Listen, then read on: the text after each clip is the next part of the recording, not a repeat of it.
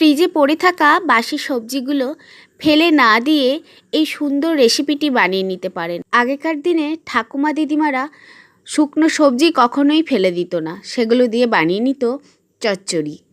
সেই রকমই একটা চচ্চড়ির রেসিপি আজ আপনাদের সঙ্গে শেয়ার করব। পাকা পটল, পাকা বেগুন, শুকনো বরবটি আর উচ্ছে দিয়ে এই স্পেশাল চচ্চড়িটি একবার বানিয়ে দেখুন, মুখে লেগে থাকবে। এই চচ্চড়িটি বানানোর জন্য প্রথমেই যেটা করব, উচ্ছেতে নুন হলুদ মাখিয়ে কিছুক্ষণ রেখে দেওয়ার পর কড়াইয়ে তেল দিয়ে তা গরম হলে উচ্ছেগুলো দিয়ে ভালো করে ভেজে তুলে নেব। প্রথমেই উচ্ছেটা ভেজে নিতে হবে, এটাই চচ্চড়ির নিয়ম, আমরা সবাই জানি। তারপর আবার সেই কড়াইয়ে তেল দিয়ে পটল আর বরবটিগুলো দেব ভাজতে। ভাজার সময় ওপর থেকে একটু নুন হলুদ ছড়িয়ে দেবো। নুন হলুদ ছড়িয়ে দিলে সবজিগুলো তাড়াতাড়ি সিদ্ধ হয়ে যায় আর ভাজাও হয় খুব সুন্দর।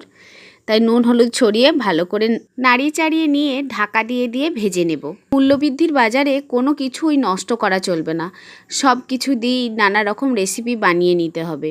পটল আর বরবটি একটু নরম হলে বেগুনগুলো দিয়ে নাড়িয়ে চাড়িয়ে আরও একবার ঢাকা দিয়ে দেব।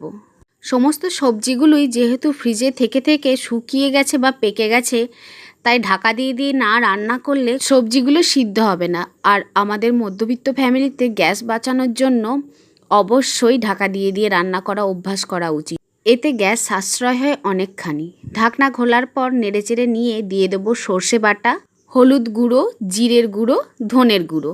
আর এই গরমে আমি যেহেতু লঙ্কা খাওয়া বন্ধ করে দিয়েছি, তাই অল্প একটু গোলমরিচের গুঁড়োও দিয়ে দেবো। এরপর ভালো করে নেড়েচেড়ে নিয়ে জল ঢেলে আবার ঢাকনা দিয়ে দেবো মিনিট 5 মতো, যাতে মশলার সঙ্গে সবজিগুলো ভালোভাবে মিশে যায়। সব রকম ফেলে দেওয়া সবজি দিয়েই চচ্চড়ি করা সম্ভব। আগেকার দিনে মানুষেরা কোনো সবজিই ফেলতো না, এমনকি সবজির খোসা দিয়েও চচ্চড়ি বানিয়ে খেত। চচ্চড়ি জিনিসটা বাঙালির খুব প্রিয় একটা তরকারি।